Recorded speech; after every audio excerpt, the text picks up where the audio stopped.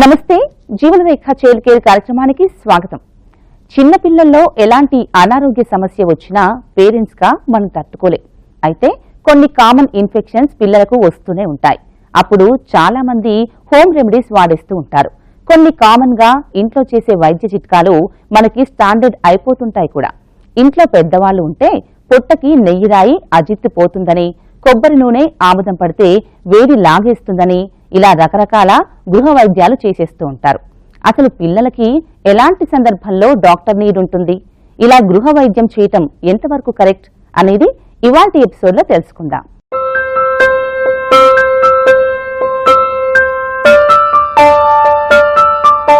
చిన్న పిల్లల్లో రకరకాలైన ఆరోగ్య సమస్యలు ఉంటాయి. ఇది చాలా కామన్. దీనికి చాలా మంది తల్లిదండ్రులు కంగారు పడిపోతూ ఉంటారు, టెన్షన్ కూడా పడిపోతూ ఉంటారు. నిజానికి ఎలాంటి అనారోగ్య సమస్య వచ్చినా వచ్చేది మనం తీసుకునే ఆహారం వల్లే అని గుర్తించాలి.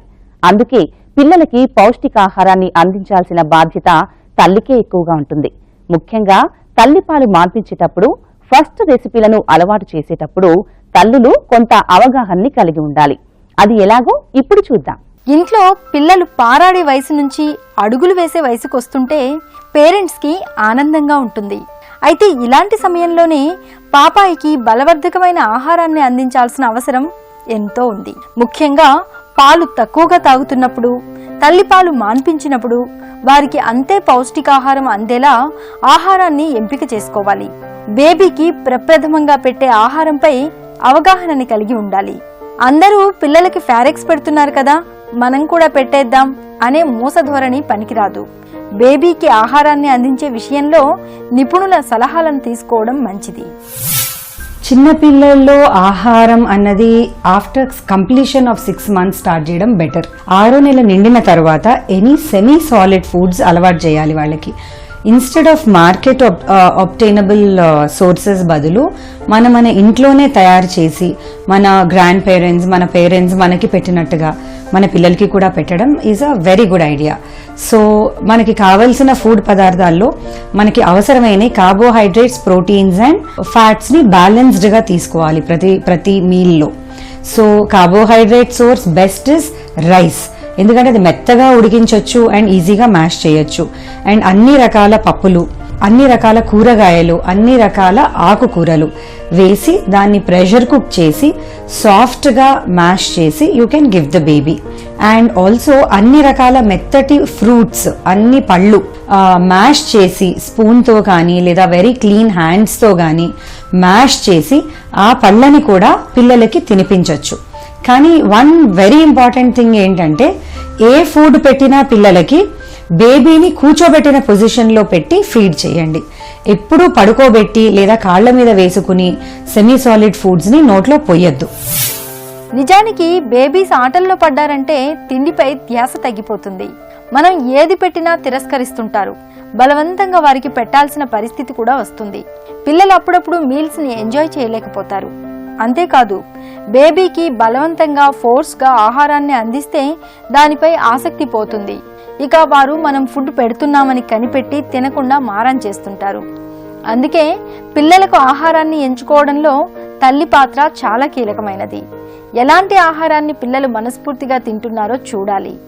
వారికి ఏది పెడితే సహిస్తుందో తెలుసుకోవాలి. ఎప్పుడు ఏ టైంలో వారు మీల్స్ ని ఎంజాయ్ చేస్తున్నారో, ఏ వయసుకు వచ్చేసరికి ఫుల్ గా తింటారో డాక్టర్స్ ని అడిగి తెలుసుకోవాలి.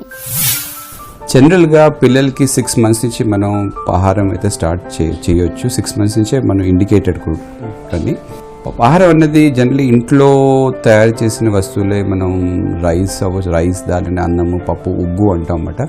దాంతో మనం స్టార్ట్ చేయొచ్చు. బయట దొరికే ఫుడ్స్ అయితే జనరల్లీ అవసరం లేదు. కన్వీనియన్స్ గురించి పేరెంట్స్ అయితే తీసుకుంటూ ఉంటారు, వాడుతూ ఉంటారు. కానీ ఇంట్లో తయారు చేసిన ఫుడ్ అన్నది, అప్పటికప్పుడు తయారు చేసి పెట్టిన ఫుడ్ అనేది చాలా మంచిది. అది చాలా న్యూట్రిషియస్గా ఉంటుంది అన్నమాట. పేరెంట్స్ ఎక్కువగా పిల్లలు ఇంత ఉండాలి, ఇంత వెయిట్ ఉండాలి, ఇంత బరువు ఉండాలి అని ఆందోళన పడి వాళ్ళు ఏం చేస్తూ ఉంటారంటే ఫోర్స్ ఫీడింగ్ స్టార్ట్ చేసేస్తారు. ఇంత పెట్టాలి, ఇంత తింటే తనకు బాగుంటుంది అనేసి. అది ఇంపార్టెంట్ కాదు. ఫస్ట్ ఇంపార్టెంట్ బేబీ యాక్సెప్ట్ చేయాలి. Acceptance is more important than the quantity అన్నమాట. ఫస్ట్లో కొద్దిగా మ్యాష్ చేసి పెట్టాలి. 1-2 వీక్స్ పోయిన తర్వాత దాన్ని టైప్ ఆఫ్ వెరైటీ ఉండాలి, గ్రెయిన్స్గా ఉండాలి. ఎప్పుడు కంప్లీట్గా పేస్ట్ చేసి మ్యాష్ చేసి పెట్టకూడదు. 3-4 టైమ్స్ మనం మట్టి పెట్టవచ్చు. All kinds of rice, serials, ఇది మట్టి వెజిటేబుల్స్ మన ఇంట్రెస్ట్ కొలది మనం చాయిస్ ఇంట్లో వచ్చే మనకి ఫుడ్ ప్రకారంగా మనం మట్టి పెట్టవచ్చు. ఏది పెట్టాలి అన్నది ఇంపార్టెంట్ కాదు. బయట ఫుడ్ అయితే అక్కర్లేదు, అవసరం లేదు. బేసికల్లీ దాన్ని యాక్సెప్ట్ చేయాలి. ఫోర్స్ ఫీడింగ్ అయితే అస్సలు ఉండకూడదు. కొంతమంది పిల్లలు పుట్టుకతోనే వెయిట్ తక్కువగా పుడతారు. నెలలు నిండకుండానే పుట్టడం వల్ల ఇలా జరుగుతుంది. ఒక్కోసారి పూర్తి నెలలు నిండినా కూడా బేబీ వయసుకు తగ్గ వెయిట్ ఉండదు. ఎంత ఆహారం పెట్టినా కూడా వారు వెయిట్ పెరగరు. మరి అలాంటి బేబీస్ విషయంలో ఎలాంటి పౌష్టికాహారం అందించాలో ఇప్పుడు చూద్దాం. పిల్లలు ఫుడ్ ని రిఫ్యూజ్ చేసేందుకు అనేక కారణాలుంటాయి. ముఖ్యంగా వారికి సపరేట్ టైమింగ్స్ ఉంటాయి. పెద్దవాళ్లలా టైం టు టైం తినాలి అంటే వారు తినలేరు. అంతేకాదు కొంచెం తినడానికి కూడా ఎంతో సమయం తీసుకుంటారు. అలాంటప్పుడే మదర్స్ రెస్పాన్సిబిలిటీ ఎక్కువ అవుతుంది. ముఖ్యంగా బరువు తక్కువగా పుట్టిన పిల్లల్లో తల్లులే కీలక పాత్ర పోషించాలి. కొన్ని రకాలైన ప్రత్యేకమైన ఆహారాల్ని వారికి అందించాల్సి ఉంటుంది. డ్రై ఫ్రూట్స్తో చేసిన ఘన పదార్థాలు, కూరగాయలతో చేసిన సూప్స్, జ్యూసెస్ లాంటి ద్రవ పదార్థాలను డాక్టర్ సలహాతో అందించాలి. వీరు బరువు పెరిగేందుకు ప్రత్యేకమైన శ్రద్ధ తీసుకోవాల్సి ఉంటుంది. పిల్లల్లో ఆహారం అనేది చాలా ఇంపార్టెంట్. సో 6 నెలలు నిండిన వెంటనే సెమీ సాలిడ్స్గా మనం ఏదైతే డయట్ ప్రిపేర్ చేసి ఇస్తామో అటువంటిదే మనం టెక్స్చర్స్ మారుస్తూ, అంటే మెల్లమెల్లగా దాన్ని మ్యాష్ చేయడం కానీ మిక్సీ చేయడం కానీ అవాయిడ్ చేసి టెక్స్చర్ వచ్చేలాగా, అంటే వాళ్ళకి కొంచెం గట్టిగానే మనం ఎలా నార్మల్ డయట్ తింటామో అలాంటి డయట్కి వాళ్ళని 9 to 12 months ఆ ఏజ్ నుంచి తీసుకురావడం బెటర్. పిల్లలకి యాక్చువల్లీ ఒక 5 meals a day ఇవ్వడం is a good idea. So the 5 meals ఏంటంటే బ్రేక్ఫాస్ట్, లంచ్ అండ్ డిన్నర్ అన్నవి ద మేజర్ మీల్స్. మనలాగే వాళ్ళకు కూడా 3 పెద్ద మీల్స్ పెట్టాలి. Breakfast should be anything soft which has carbohydrates ఉండాలి, ప్రోటీన్ ఉండాలి అండ్ ఫైబర్ ఉండాలి. సో మనం ఇడ్లీ అన్నది చేస్తాం. ఇడ్లీ లాంటి పదార్థం, అందులో బియ్యం ఉంటుంది, పప్పు ఉంటుంది. సో అందులో మనం ఒక వెజిటబుల్ ఏదైనా యాడ్ చేయగలిగితే there is also additional fibre. So vegetable idli, vegetable upma, vegetable khichdi, vegetables వేసిన దోశ ఆర్ అటువంటిది ఏదైనా ఇవ్వడం is a complete total healthy balanced breakfast అవుతుంది. తర్వాత లంచ్కి వచ్చేటప్పటికి అన్నం, పప్పు దినుసులు, కూరగాయలు, ఆకుకూరలు అన్నీ ఉండేలా చూసుకోవాలి. డిన్నర్కి కూడా మనం ఈ 4 ఉండేలా చూసుకుని towards the ending of the meal we should also add పెరుగు అటువంటివి, so that a milk product is also added in the diet. వాళ్ళకి బ్రేక్ఫాస్ట్ అండ్ లంచ్కి మధ్యలో అండ్ లంచ్కి డిన్నర్కి మధ్యలో కూడా 2 స్నాక్స్ ఇవ్వాలి మనం. ఆ snacks can be a fruit, లేకపోతే ఒక boiled egg or omelette with a sandwich or a vegetable sandwich, అలాంటిది ఏదైనా ఇవ్వడం బెటర్. ఇంట్లో నానమ్మలు, తాతయ్యలు, అమ్మమ్మలు ఉంటే బేబీస్ కి వారే వైద్యం చేసేస్తూ ఉంటారు. ఎలాంటి లక్షణాలు కనిపించినా వారు ఇట్టే పసిగట్టేస్తారు. ఎందుకంటే ఎంతో మంది పిల్లలను పెంచిన అనుభవం వారిది. అంతేకాదు, బిడ్డ ఎందుకు ఏడుస్తున్నాడు, బేబీ కంఫర్ట్ గా ఉందా, తింటుందా, నిద్ర ఎంతసేపు పోతుంది, ఎందుకు డిస్టర్బ్ అవుతోంది అని కూడా బాగా గమనిస్తారు. ముఖ్యంగా తల్లికి కావాల్సింది ఇదే. బేబీకి వచ్చిన రుగ్మతని సకాలంలో గుర్తించటమే అన్నిటికంటే ఇంపార్టెంట్. మరి ఇలాంటి రుగ్మతలకి హోమ్ రెమెడీస్ ఎంతవరకు ఉపకరిస్తాయో ఇప్పుడు తెలుసుకుందాం.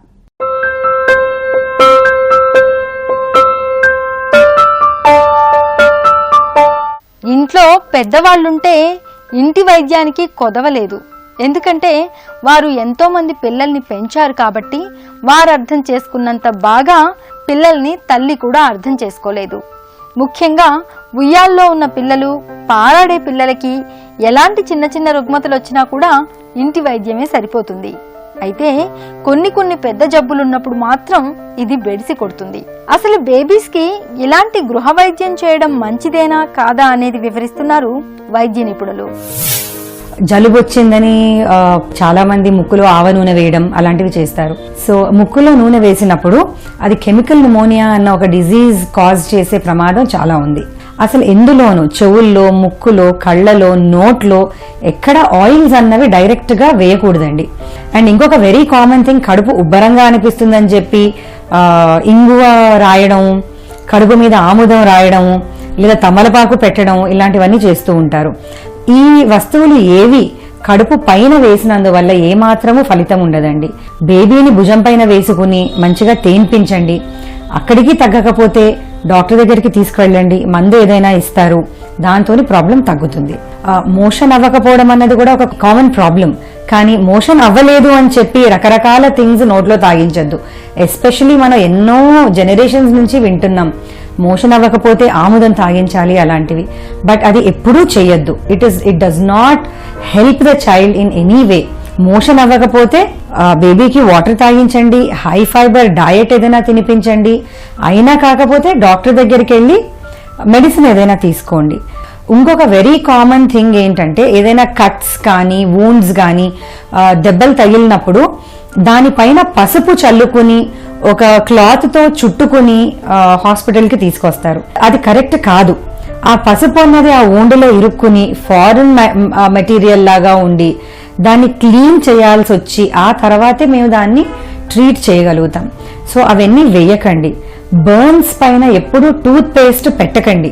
ఇంజురీస్ ఏదైనా ఉండి బ్లీడింగ్ అవుతుంటే దానిపైన గట్టిగా ప్రెషర్ పెట్టండి. ఆ ప్రెషర్ వల్ల ఒక 2 to 3 minutes లో బ్లీడింగ్ ఆగిపోయి అప్పుడు మీరు దానికి ఒక బ్యాండేజ్ కానీ పట్టీ కానీ కట్టుకుని డాక్టర్ దగ్గర తీసుకుని వస్తే డాక్టర్ దాన్ని కరెక్ట్ గా ట్రీట్ చేస్తారు. బేబీకి తరచుగా మోషన్స్ అవుతున్నా, వామిటింగ్స్ ఎక్కువగా అవుతున్నా వెంటనే మనం ORS తాగించేస్తాం. లేదా పొట్టలో బేబీ తిన్నది అరగక అజీర్తి చేసినా కూడా పొట్టకి నెయ్యి రాయడం లేదా ఇతర వైద్య చిట్కాలను అప్లై చేయడం చేస్తూ ఉంటాం. ఇంకా కొంతమంది ముందుకు వెళ్ళిపోయి ఆయుర్వేద చూర్ణాలని, ఔషధాలని కొన్నింటిలో వాటర్ కలిపి లేదా కొన్నింటిలో పాలు కలిపి పిల్లలకు పట్టించేస్తూ ఉంటారు. జలుబు చేసినా, దగ్గొచ్చినా, జ్వరం వచ్చినా, ఇలా పాపాయికి ఏదొచ్చినా సరే ఇంటి వైద్యం చేసేస్తూ ఉంటారు. అసలు ఎలాంటి రోగాలకు ఇంటి వైద్యం చేయాలి, ఎలాంటి పరిస్థితుల్లో డాక్టర్స్ నీడ్ ఉంటుంది, ఈ విషయాల గురించి వివరిస్తున్నారు వైద్యులు. జనరల్గా ఇంట్లో వైద్యం అన్నది అంత మంచిది కాదు. అంటే వైద్యం చేయవలసిన అవసరం ఇంట్లో ఉండదు. అంటే చిన్న ఫీవర్ వచ్చినా, చిన్న జలుబు, కోల్డ్, కాఫ్, ప్రతి దానికి మనం హాస్పిటల్కి వెళ్ళిన అవసరం లేదు. ఎందుకంటే ఇవి జనరల్గా వచ్చే వైరల్ ఫీవర్స్ అన్నమాట. ఏంటి ఇంపార్టెంట్ అంటే తనకి పిల్లలకి హైడ్రేషన్ ఇంపార్టెంట్, కరెక్ట్గా అడిక్వేట్గా వాటర్ ఇవ్వడం ఇంపార్టెంట్. ఫీవర్ తగ్గకపోవడానికి కారణం ఏంటంటే ఫ్లూయిడ్స్ సరిగ్గా తీసుకోలేకపోవడం.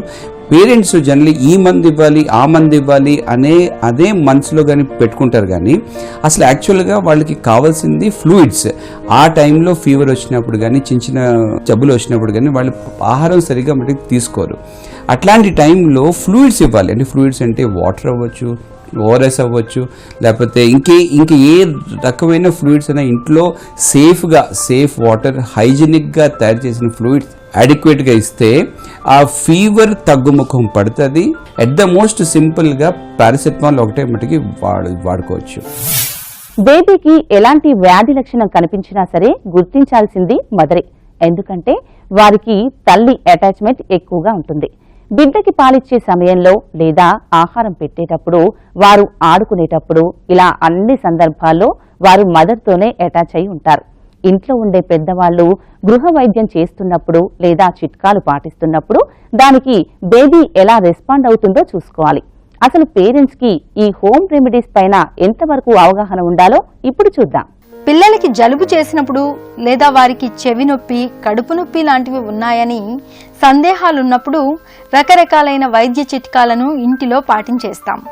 అంతేకాదు, కంటికి ఏదైనా వస్తే కంటిలో తల్లిపాల చుక్కలు వేయడం, మజ్జిగ పోయడం లాంటివి కూడా చేస్తూ ఉంటారు చాలామంది. కొంతవరకు ఇంటి వైద్యం ఉపశమనాన్ని ఇచ్చినా కూడా దీర్ఘకాలికంగా బేబీ అదే సమస్యతో బాధపడుతుంటే మాత్రం ఖచ్చితంగా నిపుణుల వద్దకు తీసుకెళ్లాల్సిందే. అందుకే మదర్స్కి ఈ గృహ వైద్యం మీద కూడా అవగాహన కంపల్సరీగా ఉండాలి. ఇంట్లో మనం వైద్యం అంటే ఆముదం కానీ లేకపోతే చెవిలో నూనె కానీ ముక్కులో నూనె కానీ ఇట్లాంటివన్నీ అంత సేఫ్ కాదు. అంటే బెనిఫిట్స్ ఎక్కువగా ఉండకపోవచ్చు, కాస్త ఎక్కువ ఇస్తే దానివల్ల సైడ్ ఎఫెక్ట్స్ ఉండొచ్చు. ఆముదం కాస్త ఎక్కువగానే ఇస్తే డైరియా, లూజ్ మోషన్స్ వచ్చి దానికి చాలా ప్రాబ్లం అయిపోవచ్చు. అదేవిధంగా ముక్కులో కానీ ఆయిల్ కానీ వేస్తే నోస్లో ఆయిల్ డ్రాప్స్ కామన్గా వేస్తూ ఉంటారు అనమాట. ఇట్లాంటి ఆయిల్ డ్రాప్స్ చేస్తుంటే ఆ ఆయిల్ లంగ్స్లోకి జారి ఆస్పిరేషన్ అవి న్యూమోనియా, దగ్గు, ఆయాసానికి దారి తీసే అవకాశం ఉంటుంది. సో ఇలాంటివి ఇంకోటి అప్పుడే పుట్టిన పిల్లలకి పొడ్డు మీద కొంత ఏమైనా పెట్టొచ్చు, ఏమైనా ఉప్పు కానీ లేకపోతే పసుపు కానీ లేదా పేడ కానీ ఇట్లాంటి పెట్టొచ్చు. కొన్ని బెనిఫిట్స్ ఉండొచ్చు, but as far as possible ఇలాంటి అవాయిడ్ చేయడమే మంచిది. చిన్న పిల్లలకి ఎప్పుడూ ఏదో ఒక ఇన్ఫెక్షన్స్ వస్తూనే ఉంటాయి. ముఖ్యంగా సీజన్ మారినప్పుడల్లా వారికి ఇది ఎక్కువగా కనిపిస్తుంటుంది. దీన్ని పేరెంట్స్ సకాలంలో గుర్తించటమే అన్నిటికంటే ముఖ్యమైనది.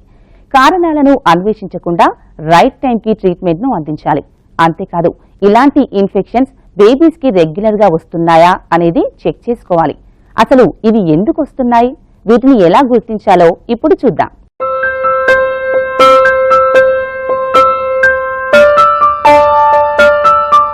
చిన్నపిల్లల్లో ఎన్నో రకాలైన ఇన్ఫెక్షన్స్ వస్తూ ఉంటాయి.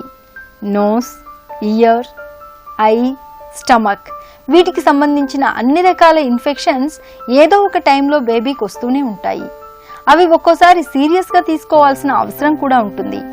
సాధారణమైన జలుబు, ఎలర్జీనే కదా అని వదిలేస్తే అది పిల్లల్లో ఆస్తమా, బ్రాంకైటిస్గా కూడా మారే అవకాశం ఉంటుంది. అసలు పాపాయికి ఎలాంటి ఇన్ఫెక్షన్స్ వస్తాయి, చిన్నపిల్లల్లో అవి ఎలా ఉంటాయి, ఈ విషయాల గురించి వివరిస్తున్నారు వైద్యులు. చిన్నపిల్లల్లో సర్వసాధారణంగా మనం చూసే infections upper respiratory tract infections, అంటే మనకు వచ్చే జలుబు, థ్రోట్ ఇన్ఫెక్షన్, టాన్సిల్ ఇన్ఫెక్షన్స్ ఇలాంటివి. ఇవి చాలా కామన్గా వస్తాయి. దీనితో పాటు స్టమక్ ఇన్ఫెక్షన్స్ అంటే లూజ్ మోషన్స్, వామిటింగ్స్ ఇలాంటిది కూడా కామన్గా వస్తుంది. జలుబు, దగ్గు అన్నవి మోస్ట్లీ సీజనల్గా వచ్చే జలుబులు, దగ్గులు కావచ్చు, లేదా వైరల్ బ్యాక్టీరియల్ ఇన్ఫెక్షన్ కావచ్చు, లేదా అలర్జీస్ వల్ల కావచ్చు. సో జలుబు, దగ్గు, టాన్సిల్ ఇన్ఫెక్షన్స్, థ్రోట్ ఇన్ఫెక్షన్స్ లాంటి వాటి గురించి మనం టెన్షన్ పడవసరం లేదు. అవి చాలా సర్వసాధారణంగా కామన్గా వచ్చే జబ్బులే. అలాగే stomach infections, vomitings and loose మోషన్స్తో స్టార్ట్ అయ్యి జ్వరం కూడా యాడ్ అవ్వే పరిస్థితులు ఉంటాయి ఇందులో. అలాగే చిన్న పిల్లల్లో ఎస్పెషలీ ఆఫ్టర్ 8 months వాళ్ళు క్రాలింగ్ స్టార్ట్ చేస్తారు, వాళ్ళు పాకడం స్టార్ట్ చేస్తారు. ఈ ఏజ్లో వాళ్ళ క్యూరియాసిటీ వల్ల వాళ్ళు అన్ని వస్తువుల్ని ముట్టుకోవడం, నోట్లో పెట్టుకోవడం చేస్తారు. ఆ వస్తువుల్ని ముట్టుకోవడం వల్ల, నోట్లో పెట్టుకోవడం వల్ల స్టమక్ ఇన్ఫెక్షన్స్ అన్నవి చాలా కామన్గా వస్తాయి. అలాగే ఎండాకాలం వల్ల యూరిన్ ఇన్ఫెక్షన్స్ అన్నవి కూడా ఎక్కువ వస్తాయి పిల్లల్లో. ఎండాకాలంలో పిల్లలు మనం ఇస్తే తప్ప నీరు తాగరు. సో మనం వాళ్ళకి ఎక్కువ వాటర్ ఇవ్వాలి. అది ఏదైనా మంచినీళ్ళు కానీ, ఫ్రూట్ జ్యూస్ కానీ, కోకోనట్ వాటర్ కానీ, ఎలక్ట్రోలైట్ లిక్విడ్స్ కానీ, ఏదైనా లిక్విడ్స్ మనం వాళ్ళకి ఎక్కువ ఇస్తే దానివల్ల వాళ్ళకి డీహైడ్రేషన్ ప్రివెంట్ అవ్వి దానితో వాళ్ళు యూరిన్ ఇన్ఫెక్షన్స్ బారిన పడకుండా ప్రొటెక్టెడ్గా ఉంటారు. అలాగే ఎండాకాలంలో పిల్లలకి స్కిన్ ఇన్ఫెక్షన్స్ అంటే హెయిర్ ఫాలికల్ ఇన్ఫెక్షన్స్, కురుపులు అటువంటివి చాలా సర్వసాధారణం. చిన్న పిల్లల్లో వచ్చే ఇన్ఫెక్షన్స్ కి లక్షణాలని గుర్తించాలి. కొంతమంది పిల్లలకి ఇవి పైకి కనిపించకపోవచ్చు, కానీ వారు ఆ ప్రాబ్లంతో బాధపడుతూ ఉంటారు. వీటిని పేరెంట్స్ జాగ్రత్తగా గమనించుకోవాలి. ఇంట్లో పెద్దవాళ్లు ఉంటే ఇలాంటి వాటిని ఇట్టే కనిపెట్టేస్తారు. కానీ బోత్ పేరెంట్స్ వర్కింగ్ అయినప్పుడు బేబీని కేర్ సెంటర్లో ఉంచాల్సి వస్తుంది. దీనివల్ల బేబీతో ఎక్కువ టైం గడిపే అవకాశం ఉండదు. అందుకే ఇలాంటి ఇన్ఫెక్షన్ పెరిగి పెద్దదవుతూ ఉంటుంది. సకాలంలో దీన్ని గుర్తించాల్సిన అవసరం పేరెంట్స్ది. అది ఎలాగో ఇప్పుడు చూద్దాం. పిల్లల్లో ఒక్కోసారి వైరల్ ఇన్ఫెక్షన్స్ బాగా వస్తూ ఉంటాయి. ముఖ్యంగా జ్వరం వచ్చినప్పుడు ఇది ఎక్కువగా మనకు కనిపిస్తూ ఉంటుంది. ప్రతి ఇన్ఫెక్షన్కి జ్వరమే లక్షణంగా ఉండకపోవచ్చు. పిల్లలకి గవదలు, టైఫాయిడ్, మలేరియా, పొంగు, ఆటలమ్మ, చికెన్ పాక్స్, దగ్గు, ఆయాసం, పిల్లి కూతలు, నీరసంగా ఉండటం, ఆహారంపై అయిష్టత చూపించడం ఇలాంటివి గమనించినప్పుడు వెంటనే వైద్య పరీక్షలు చేయించాలి. కొంతమంది పిల్లలకు ఇలాంటి లక్షణాలు ఏమీ లేకపోయినా వారు అస్తమానం తరచుగా సిక్ అవుతూ ఉంటారు. అటువంటి పరిస్థితుల్లో అవసరమైన ఎగ్జామినేషన్స్ అంటే పరీక్షలు చేయించి తగిన ట్రీట్మెంట్ ఇప్పించాలి అని చెప్తున్నారు వైద్యులు. కామన్గా ఇప్పుడు ఈ మధ్యలో మనం చూసే ఇన్ఫెక్షన్స్ ఏంటంటే వైరల్ ఫీవర్స్ ఉండొచ్చు, ఇంకోటి లంగ్స్కి సంబంధించిన న్యూమోనియాస్, బ్రాంకైటిస్ లాగా ఉండొచ్చు, ఇంకోటి ఏంటంటే లూజ్ మోషన్స్, డయేరియా అది ఉండొచ్చు. అప్పుడప్పుడు కొద్దిగా serious infections like dengue fevers అని, టైఫాయిడ్ అని ఇలాగన్నీ ఉండొచ్చు అనమాట. ఈ అతి సింపుల్గా ఉండే మట్టి వైరల్ ఇన్ఫెక్షన్స్ ఎలా ఉంటాయంటే జస్ట్ కామన్ కోల్డ్ ఉంటుంది, లైట్గా ఫీవర్ వస్తుంది. ఫీవర్ మధ్యలో పిల్లలైతే యాక్టివ్గా ఉంటారు, ఆహారం తీసుకుంటూ ఉంటారు. సో ఇట్లాంటి ఇన్ఫెక్షన్స్కి మ్యాక్సిమం పారాసిటమాల్ ఒకటి, ఇంకా ప్లెంటీ ఆఫ్ ఫ్లూయిడ్స్ ఇస్తే చాలు అనమాట. టైఫాయిడ్ అయితే చాలా రోజులు ఉంటుంది, వాళ్ళు సరిగా ఆహారం తీసుకోలేరు, హై గ్రేడ్ ఫీవర్ వెళ్తూనే ఉంటుంది. వాళ్ళు కానీ బ్లడ్ టెస్ట్లో మటుకు కౌంట్స్ అని తగ్గిపోతూ ఉంటాయి. అదేవిధంగా తనకి ఎక్యూట్ గ్యాస్ట్రైటిస్ అంటారు, అంటే దీంట్లో బాగా లూజ్ మోషన్స్, వామిటింగ్స్ ఉంటాయి. నీళ్లు, ఓఆర్ఎస్ ఇలాంటివన్నీ ఇస్తూ ఉంటే జనరల్గా ఇనీషియల్లీ ఇంట్లోనే మేనేజ్ చేయొచ్చు అన్నమాట. ఒకవేళ ఇది వాళ్ళు సరిగా తీసుకోవట్లేదు, బాగా మట్టి వాంతులు అవుతున్నాయి, వామిటింగ్స్ అవుతున్నాయి, డల్ అయిపోతున్నారు, వీక్ అయిపోతున్నారు అంటే వాళ్ళు అటువంటి పిల్లల్ని మనం హాస్పిటల్కి తీసుకెళ్లాల్సి వస్తుంది. అప్పుడప్పుడు ఐవి ఫ్లూయిడ్స్ ఎక్కించాల్సి వస్తుంది. డెంగ్యూ ఫీవర్, స్వైన్ ఫ్లూ అన్నవి ఇవి కాస్త సీరియస్ ఇన్ఫెక్షన్స్. వీటిలో పిల్లలు బాగా సిక్గా ఉంటారు, హై గ్రేడ్ ఫీవర్తో పాటు వాళ్ళు డల్ అయిపోతూ ఉంటారు, సరిగా మటుకి మాట్లాడరు. మనకి బ్లడ్ కౌంట్స్, ప్లేట్లెట్స్ ఇలాంటివన్నీ తగ్గుతూ ఉంటాయి. ఆఫ్టర్ 3-4 డేస్ పోయాక ఇమీడియట్గా మనం డాక్టర్కి చూపించాల్సిన అవసరం ఉంది. వాళ్ళు చూసి, వాళ్ళు ఎగ్జామిన్ చేసి దాంట్లో ఇది సింపుల్ వైరల్ ఇన్ఫెక్షన్నా లేకపోతే ఇది ఏమైనా సీరియస్ మ్యాటరా, దీనికి ఏమైనా మనం ఇన్వెస్టిగేషన్ చేయాలా, వాళ్ళు చెప్పిన దాన్ని బట్టి మనం చూసుకొని ఏమైనా బ్లడ్ కౌంట్, బ్లడ్ టెస్ట్ కానీ, యూరిన్ టెస్ట్ కానీ, బ్లడ్ కల్చర్ కానీ, ఎక్స్రే కానీ ఇలాంటివి ఏమైనా మనం చేయించుకొని కరెక్ట్ అయిన డయాగ్నోసిస్కి వచ్చి కరెక్ట్ యాంటీబయాటిక్స్ కానీ వాడితే అది కరెక్ట్గా ఉంటుంది. జీవనరేఖ చైల్డ్ కేర్ కార్యక్రమంలో ఇవాల్టి ఎపిసోడ్ రీక్యాప్ ఇప్పుడు చూద్దాం. పాపాయికి ఫస్ట్ టైం ఫుడ్ అందించేటప్పుడు అవసరమైన పౌష్టికాహారాన్ని ఎంపిక చేసుకోవడం అనేది ప్రధానమైన విషయం. బరువు తక్కువగా పుట్టిన బేబీస్కి ప్రప్రథమంగా ఘన పదార్థాలను ఇంట్రడ్యూస్ చేసేటప్పుడు ఖచ్చితంగా డాక్టర్ సలహాలని పాటించాలి. Forex food, serial food start చేసేటప్పుడు బేబీస్ ఆసక్తిని గమనించాలి. ఎలాంటి ఫుడ్ తినేందుకు ఇష్టపడుతోంది, ఏ సమయంలో తింటోంది అనేది తెలుసుకోవాల్సిన బాధ్యత మదర్స్దే. బేబీకి నలతగా ఉన్నప్పుడు ఇంటి వైద్యం ఎంతవరకు ఉపయోగపడుతుంది అనే దానిపై అవగాహనని పెంచుకోవాలి. ఇంట్లో పెద్దవాళ్ళు బేబీస్ని మదర్ కంటే కూడా బాగా అర్థం చేసుకోగలుగుతారు. పాపాయి ఎందుకు ఏడుస్తోంది, ఏ టైంలో ఆకలి వేస్తోంది, ఏ టైంలో నిద్ర వస్తోంది అనే విషయంపై వారికి పూర్తి అవగాహన ఉంటుంది. ఒక్కోసారి చిన్న చిన్న సమస్యలకు ఇంటి వైద్యం కూడా పనిచేస్తుంది, కానీ అన్ని వేళలా ఇలా చేయడం అంత మంచిది కాదని హెచ్చరిస్తున్నారు నిపుణులు. చిన్న చిన్న ఇన్ఫెక్షన్సే కదా అని నిర్లక్ష్యం చేయకూడదు. బేబీకి జ్వరం మాత్రమే లక్షణంగా పరిగణించకూడదు.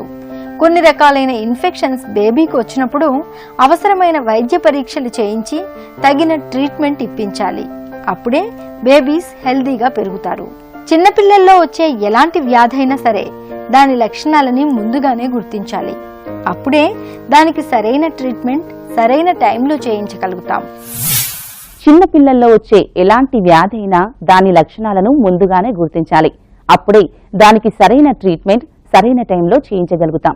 మరో చక్కని టాపిక్ తో జీవనరేఖ చైల్డ్ కేర్ కార్యక్రమంలో మళ్ళీ కలుద్దాం. అంతవరకు సెలవు, నమస్తే.